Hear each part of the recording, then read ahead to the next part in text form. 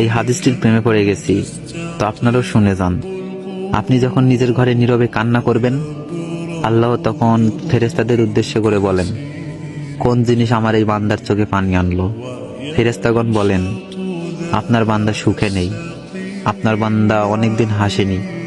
এই বলে ফেরেশতাগণ কান্না করতে থাকেন এবং আল্লাহকে বলেন, হে আমার রব, আপনি তো জানেন আপনার এই বান্দার হৃদয়ে কি রয়েছে, অতএব আপনি তার জন্য সবকিছু সহজ করে দিন।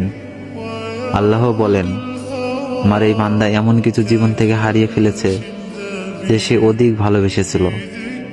অতএব আল্লাহ বলেন, আমি শপথ করছি, আমার বান্দা যা তার জীবন থেকে হারিয়েছে তার চেয়ে উত্তম জিনিস আমি তাকে এনে দিব, যা দেখে দুনিয়া ও আখিরাতে সবাই বিস্মিত হবে।